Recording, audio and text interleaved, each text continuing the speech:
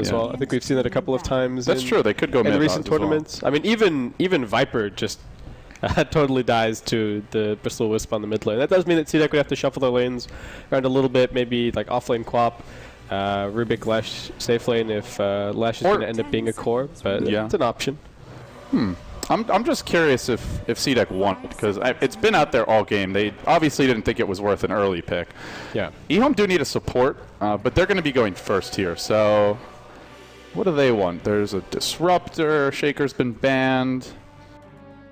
Feels like it needs to be a fairly decent laning support, seeing this Bristleback and Queen of Pain coming out. I do like the Chen ban, yeah. That's good. Chen would have been a great last pick, something that none of these teams run much outside of Wings, who we saw do a couple Chen picks, but it would be such a good 5th pick with this draft. Chen great against the spread damage. We've got Quills, Leshrac AoE, Fabe. All 4 of these heroes are spread damage, and that's where Chen with Hand of God mech, I mean, maybe the Shadow Fiend goes mech, whoever, you'll have a mech on someone. Just counters this draft so well. It's a tree for Ehome against the Living Armor. Or, sorry, against the Edict. Is a bit weaker there, but... Let's just don't go Edict anyways until much later on. I mean, I think you probably want a value point. Level 1's enough to break it. I don't think this is a very good Treant pick. Just, if you look overall in the game, Treant Shadow Shaman as a support duo can work really well if you get Leech Seed into Shackles and it sets up for a kill somewhere, but it also puts pressure on them. These two heroes really... in my opinion, really need levels. You can play Treant without Overgrowth, but come the early part of the mid game, I feel like you need to have it. Else you're a walking living armor, and that is really underwhelming. Shadow Shaman obviously needs the wards, and on the other side, like you said, there's Edict. In my opinion, they have a lot of spread damage. They also have Shadow Strike against the Treant armor. They just have a lot of damage sources that are going to come in and very quickly get rid of the armor. Quills, which are pretty fast. Yeah, and they're pretty weak on the first couple of instances, but still remove living armor stacks. And Ehome don't have an obvious frontliner that they can just siege towers with. They don't have like a Dragon Knight or something that they put living armor on and they just go and hit a tower. Shadow Fiend is at risk. If he gets lifted by Rubik, I actually think he can die in a burst, even with living armor on. So it's a brew for CDEC. This is support Lesh. Okay, so support Lesh. That is a very good pick as well. This time I favor CDEC's draft. I think they got a way better draft, both for themselves. I think their lineup itself has better synergy between their heroes, and it's also better against what Ehome are trying to do. The Shadow Shaman wards, they're obviously looking to try to push towers with that and living armor. Both of those heroes tend to fall off past minute 30. They're like really impactful minute 15 to 30 with the wards and the overgrowth, and then it gets weaker. They have solutions for that period of time. They have Brewmaster, who's perfect for that time in the game. Leshrac support with a couple of levels with Lightning Storm should be able to hold towers. And they scale pretty well into late game. Quap and Bristleback, and Leshrac could even become a core if they want to. Yeah, potentially it's a quad core with one of the best playmaking supports in the game, and the Rubik remaining. Talk to me about the Brewmaster pick, guys. We've not seen much of this hero in the tournament. He used to be viewed as like one of the best ways to counter heavy push, because you push, if Brewer's blink and he goes in with split, he can just blow you up before it ever gets going. Is that the main reason for this pick? Do you see any particular motivation to go for him now when he hasn't been popular? That's one of the big ones. He's good at team fighting as well, so I think he just brings a lot of control to the table, which they maybe felt they were lacking. Yeah.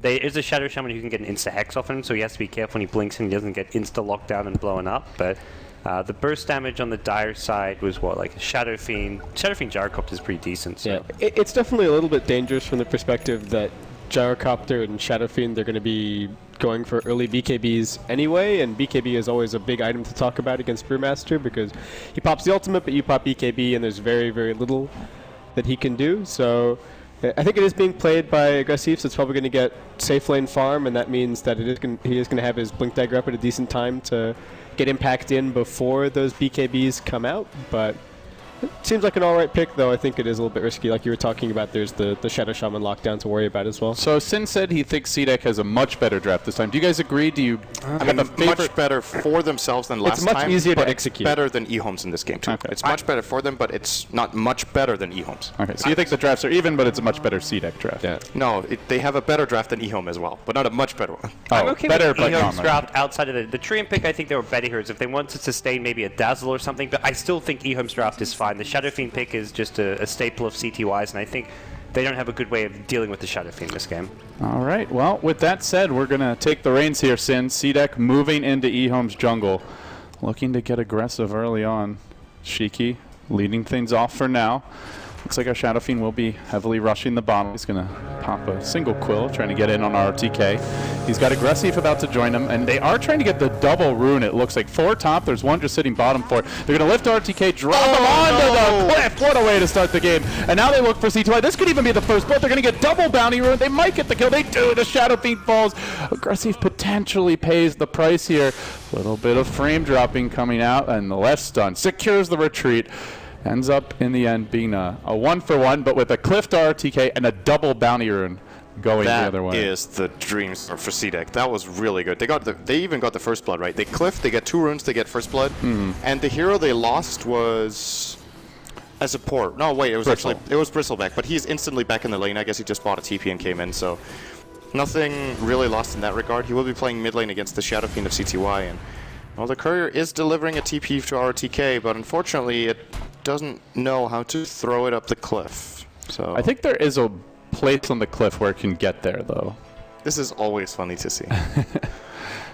Give it to me. Give it to me. He got Thank it you. from there. All right. Not the worst then. He's actually getting. And the lane is pushing. Oh wow, XC is put. More there. Try to get your range creep killed off quicker, but I don't know if he was there in time to ensure the equilibrium. Well, actually, no, he was the one who got the bottom I ring. guess so no one distorted it either, Yeah. so it should just be meeting evenly.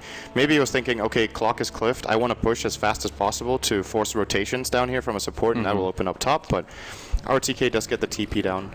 Do you think that they should have tried to keep Q there with Rubik and prevent him from TPing out? Did they even have a ward? So they couldn't. They did not. They right? did not. I guess No, that's then they can't do it. Yeah, they've got the 1 ward bottom. Where did their other obs get placed? Are they still holding it? Or?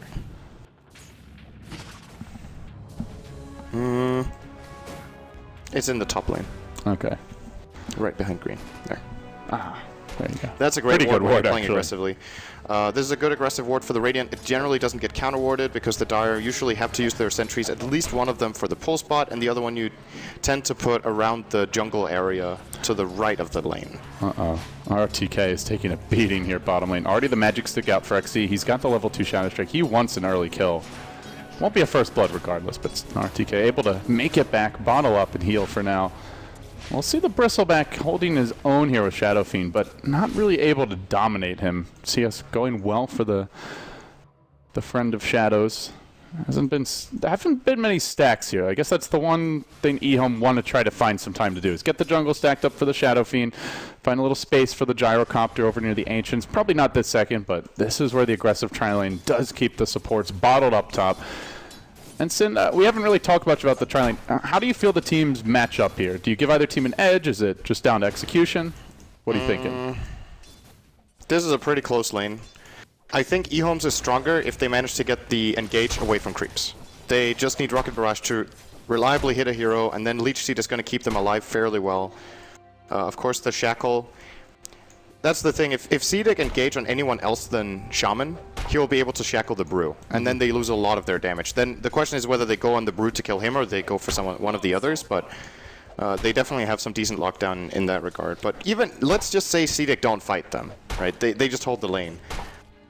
If Ehome aren't stacking because they need to constantly help out the Gyro, that's a huge win for Bristle, because then he stays ahead or even with the Shadow Fiend mid. And it looks like they're winning that top lane quite handily, as our Brewmaster is 19-11 to a 5-0 Gyrocopter. This is really, really good for CDEC this early game. They already had 1,500 gold. Jeez. Well, like you said, dream start. They cliff the clockwork. He's got to buy a TP, waste precious time and experience. They get the first blood. They get the double bounty rune, and now they're winning the CS battle. It really is the dream. There's just no other way to put it. That said, it's a dream that can quickly get turned around. There's heavy burst on the Ehome side. They've got a big team fight later on this game, and it looks like the key hero has got to be the clockwork for them. They've got 2 damage dealers here in the Gyro, the Shadow Fiend, but there's a bit of a move forward here by XZ. Doesn't want to jump on RTK just yet, but trying to soften him up for a potential go later on. This is one of the worst lane matchups for Clockwork. So I think CDEC put their lanes very well. They're winning 2 lanes. They're drawing mid, which is Shadow Fiend versus melee hero.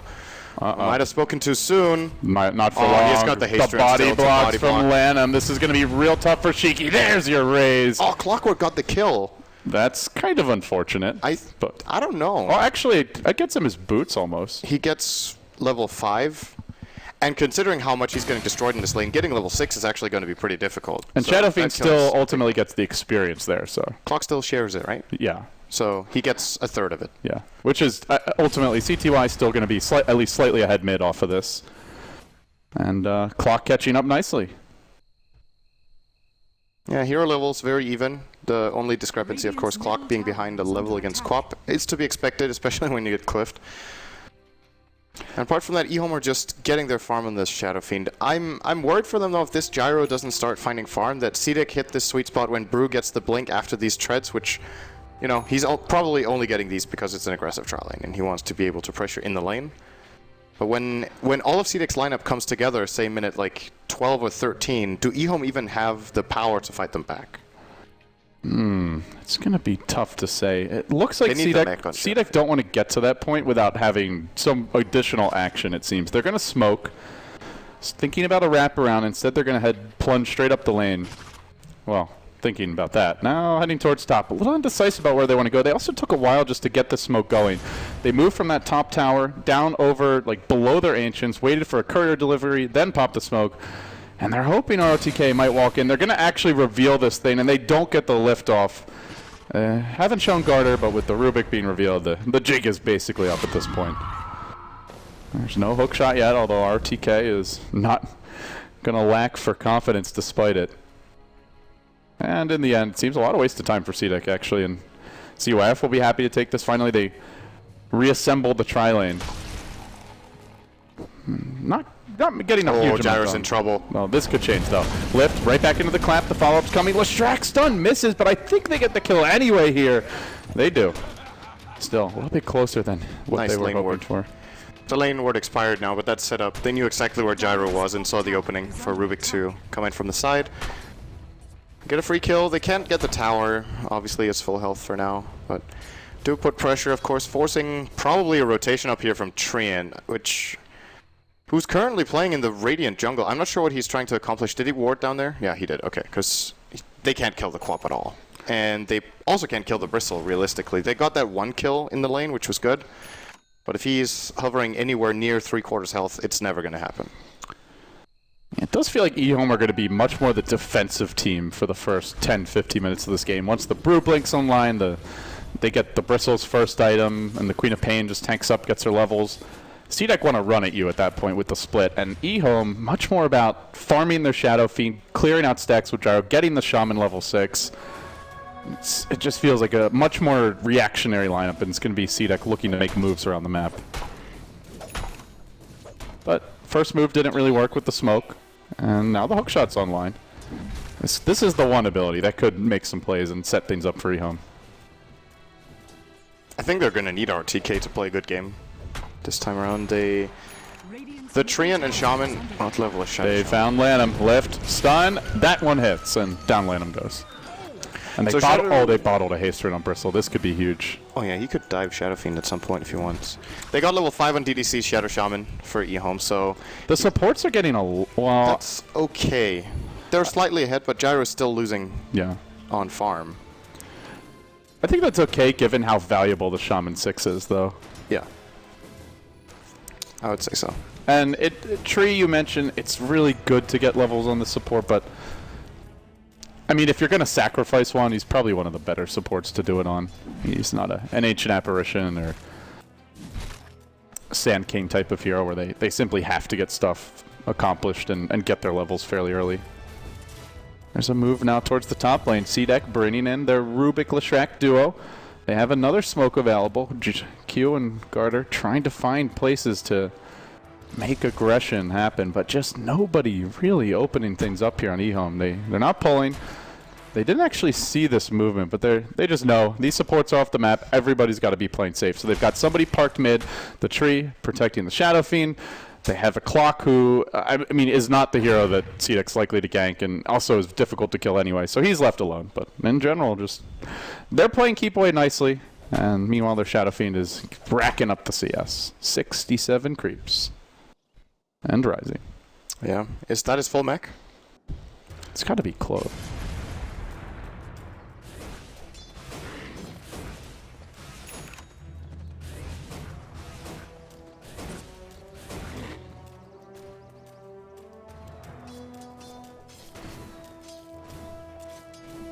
don't like negate each other, but there are two very important item timings in this game. If either of them was significantly ahead, it will result in probably 1 or 2 towers claimed for the team and none for the other. And the question is if Ehome can hold this. Yeah, the Rocket spotted aggressive moving to that side chop, so that's why he saw he's under the Rocket Flare and doesn't try to make. Oh, I thought our Queen of Pain might make it go bottom, but not the case. Oh, now she is. On to RTK, tries for the TP out. XZ has the ulti.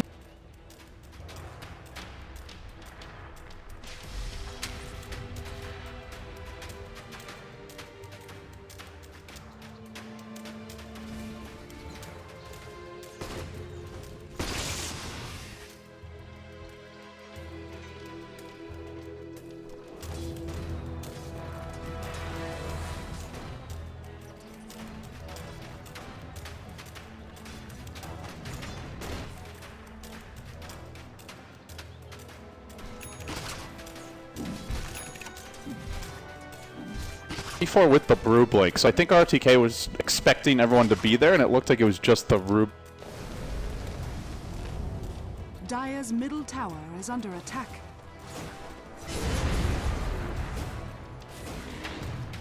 Dire's structures are fortified. Dire's bottom tower is under attack. Radiant structures are fortified.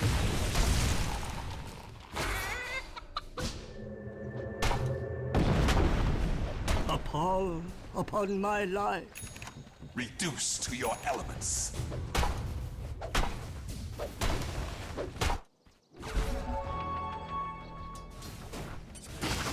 Dire's bottom tower is under attack.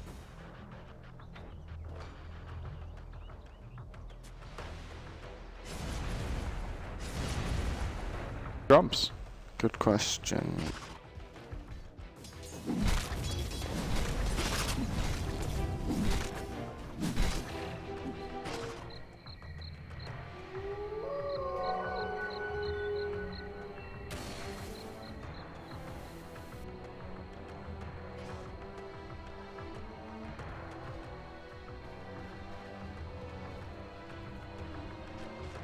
Dire's top tower is under attack. Radiant's bottom tower is under attack.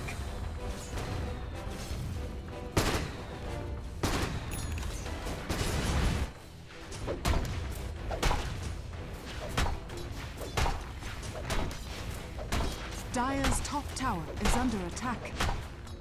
Radiant's bottom tower is under attack. Dire's top tower has fallen.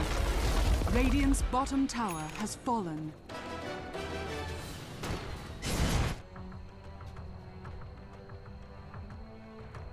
Quick items. Yes. Radiant's bottom tower is under attack.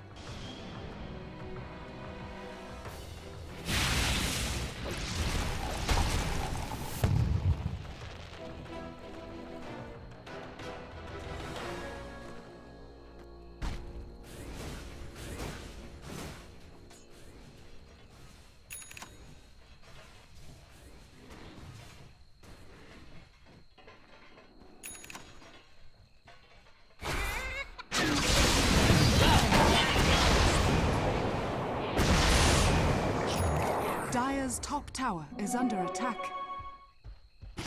Radiant's middle tower is under attack. Radiant structures are fortified.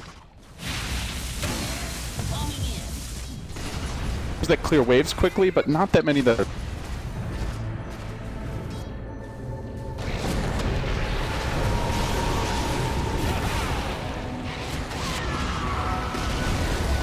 Radiant's middle tower has fallen.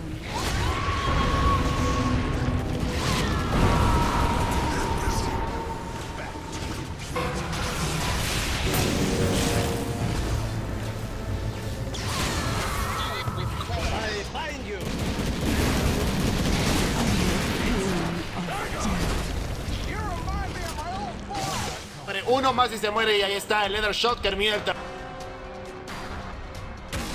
tem que ir embora e a equipe da Ehome sai da vantagem. Ult do giro, tenta pegar, pega na pontinha do Brewmaster. Será que ele consegue alcançar para matar? quên. Bây giờ thì ai chia đây cọc ra. Trời ơi chết.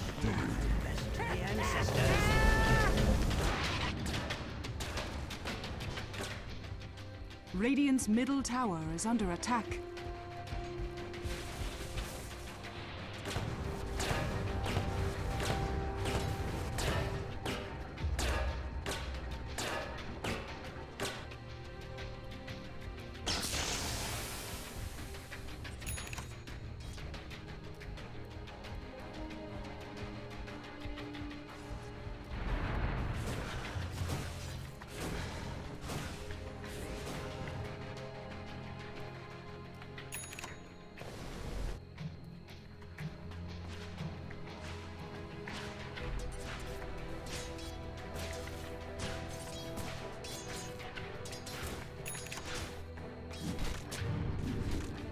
Opposite direction. Garter now. Think.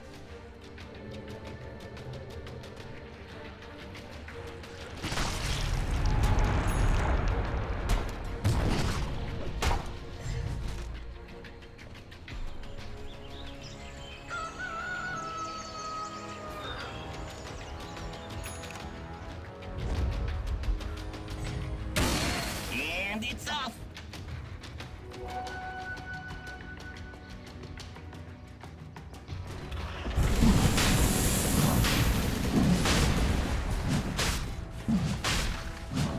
Dire's top tower is under attack.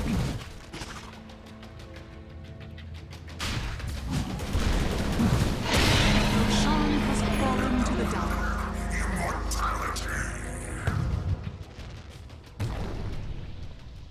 Goes in and lifts Treant. Dire's top tower is under attack.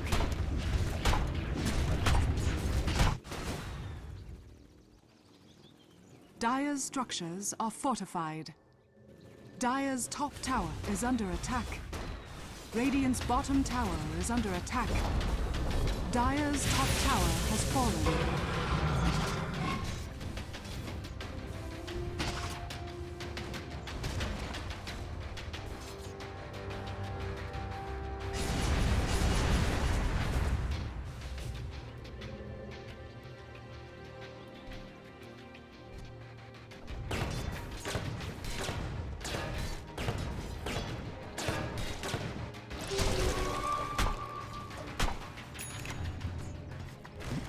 A little bit of momentum.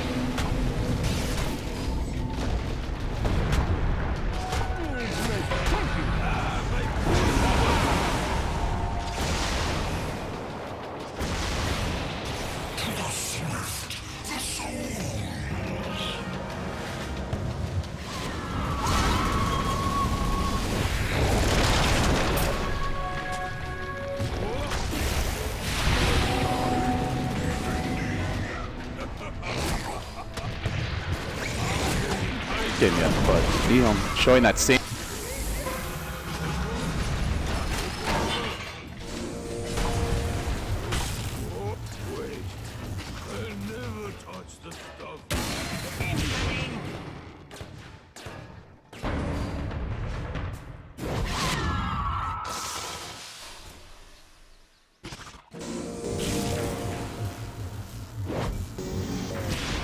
Radiant's middle tower is under attack.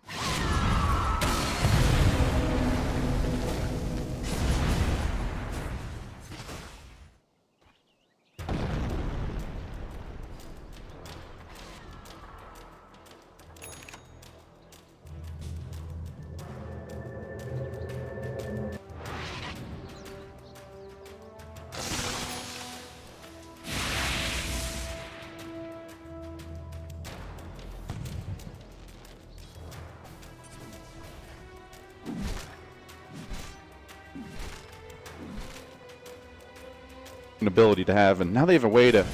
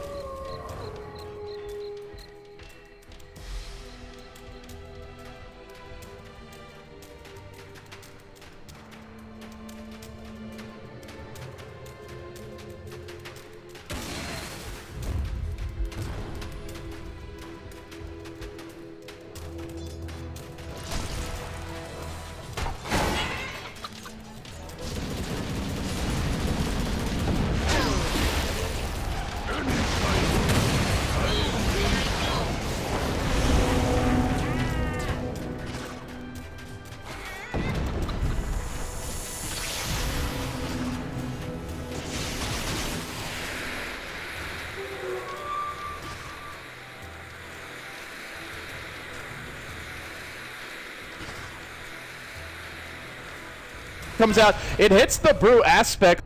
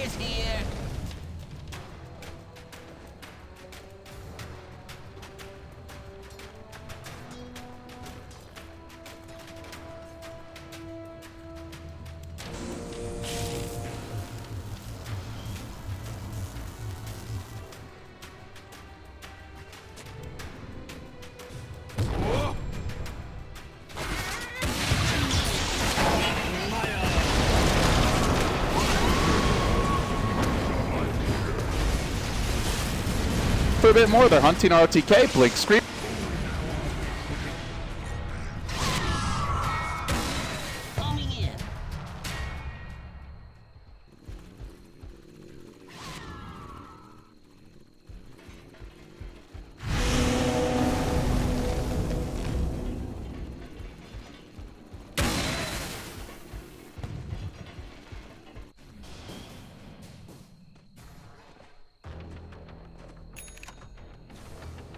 Radiant's bottom tower is under attack.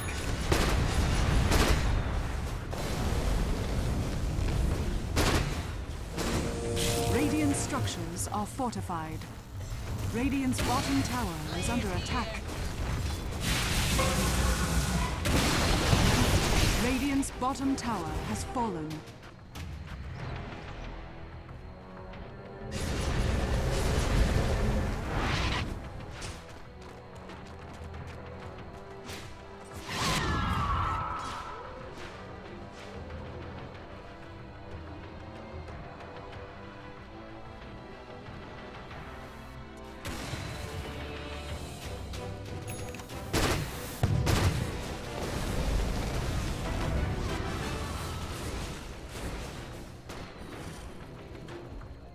Dire's middle tower is under attack.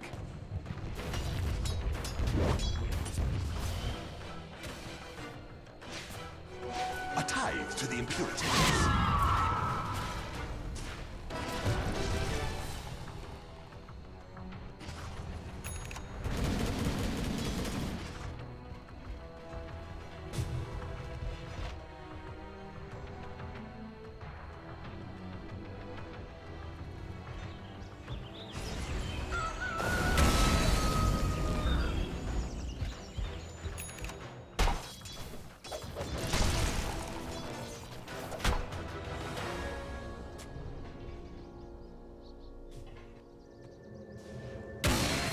With flair.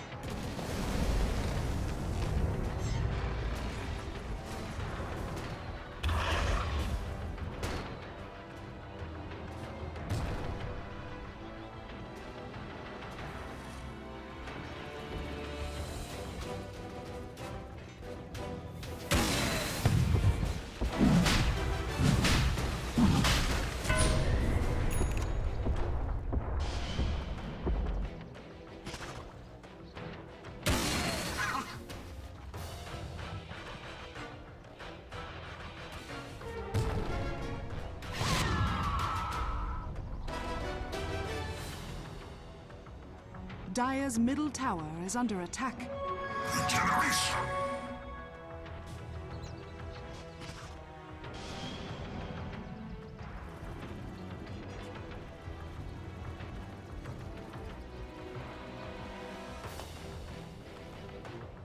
Dire's middle tower is under attack.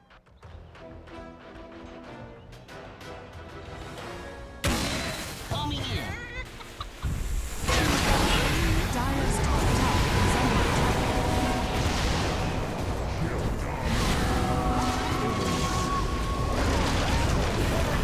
Our role-playing ends. Rock it on. Dire's bottom tower is under attack.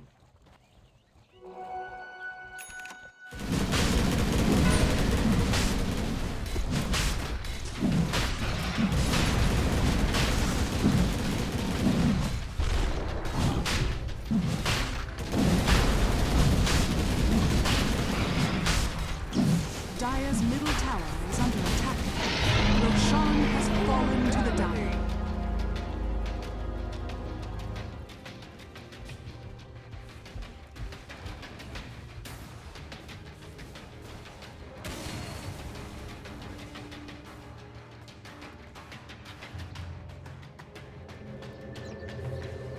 Under the map.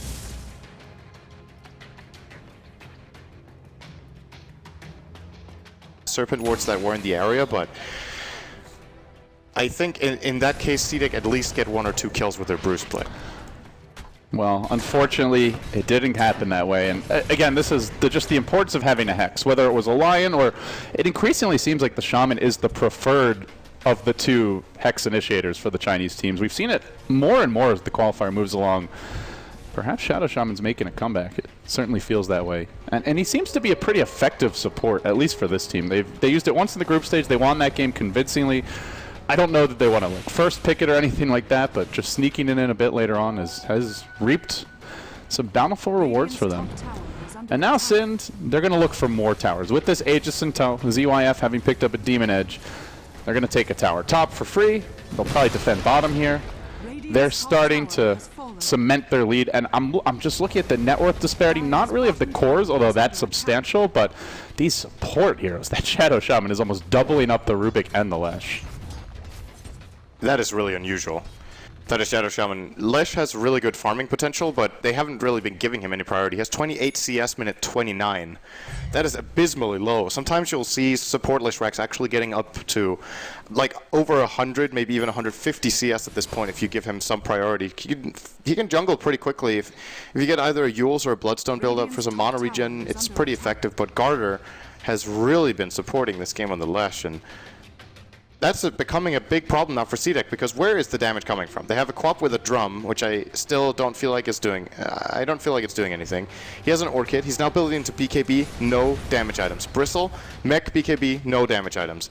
And the Brew ult is becoming really weak at this point. This is when he starts to fall off as a hero already. They've lost the stage that they drafted to win, and now comes the hard part. Who's gonna kill stuff? It's tough to say. This is the stage of the game where Ehome are also very strong, because they've got their BKBs up on their 2 big carry heroes. The Clockwork has his 4 staff. He's about to complete an Ags, and he's just going to go right now. Finds Q, and see you later, Rubik. No buyback available. Shiki TP's in, but he gets hexed instantly. Trapped now with the call down coming through the Requiem. He does get off the BKB still. He's just getting auto attacked down. Oh, CTY finally will get it off. Bit of lag again, and they're just going to right click him down. I think that was the Solar Crest. Oh, there's Alexi! He almost got the kill. He gets nothing. They finally got the clock, but that was it. 3-4 dead. Buyback on Bristle. Ehome might just be punching their ticket to game 3 at this rate. This just looks very, very one-sided at this point. Yeah, the Gyro still has the Aegis. He's probably just going to let Shiki kill him, because why not? They might as well use it now. That Solar Crest, man, doing more. DDC. Oh, if they find him again, this is over. Uh-oh. It looks like the stun will help him survive for now. Landham suddenly left behind, but I think they could re-engage here, honestly, with ZYF.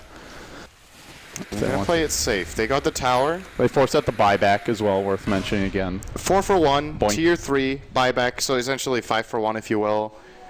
That's another big gold swing. This has got to be closing in on a 10,000 lead at this point, I think, for Ehome. Actually, more. 12K. Same on the experience. They had a hard time in the early game. They were losing their lanes. CDEC put their lanes, in my opinion, the ideal way. It's looking really good for them, and they just lost their way in the mid game this time around. Ehome outplayed them twice in a row. And then that fight is actually kind of unwinnable. After the hook shot, CDEC kind of need to react, and Shaman is just on the money with the Hex. And that's what we talk about when we discuss just veteran poison experiences. You know, it might sound just like a soundbite, but this is what happens so often when it comes to big matches like this. Is the teams that have a lot of younger players who have tons of talent, and they'd have good team cohesion. It's not like CDEC are a bunch of pub stars who have no coordination or strategy. It's just tough to always make the right call in those clutch moments. And Ehome just have been pretty much picture perfect in those really big decisions.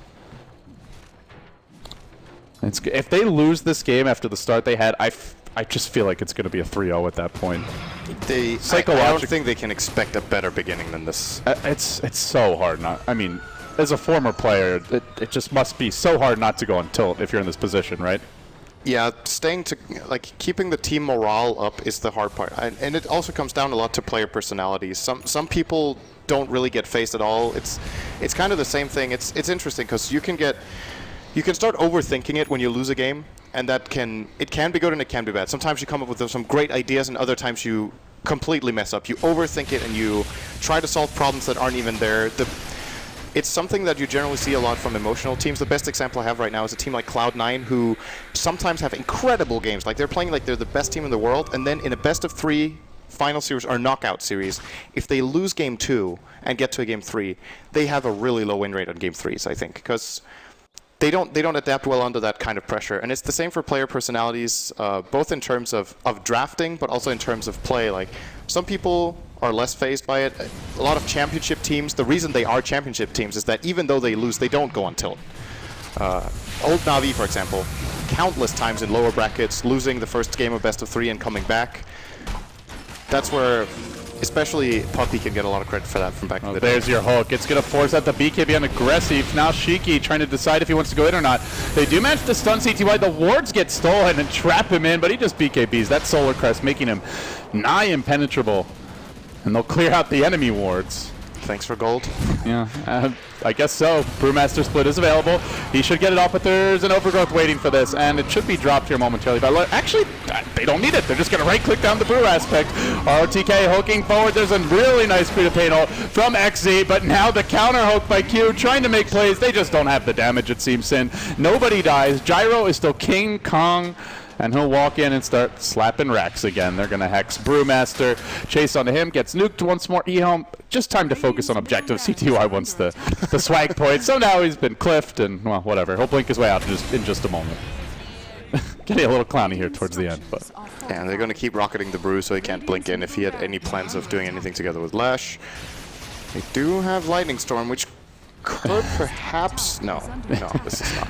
Who are we kidding? A little bit of a taunt ult. Ehome going to give CDEC a bit of a reality check here as they finish polishing off that mid lane. I can only imagine the gold lead is getting completely out of hand at this point. 22-9, 15,000 gold lead. And again, this started so well for CDEC. This is almost impossible by now.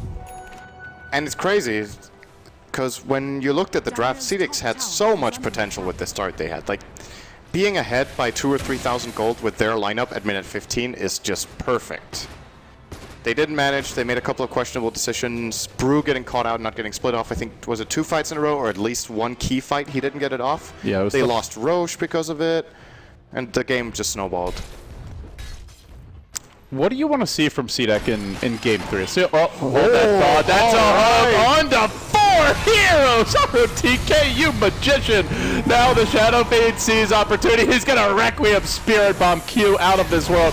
The trap comes out. Then an excellent overgrowth, holding 3 more heroes in position. Ehome are just beating the ever-living crap out of CDEC, and they have had enough of this, and it's time for Game 3. That was just heartbreaking for the game to end that way. You could feel from the way ROTK's hero turned that he was like, oh shit, when he hit that hook shot, right? I think he saw the Lesh only, and he jumps in. And the moment he hits this is like, oh wow, I found 4 heroes. How do I get out of here? Instantly That's like if you're fishing, you know, you cast the line, you get a little bite, and you're like, oh, I got one. And then all of a sudden it's like pulling you into the water. It still set them up very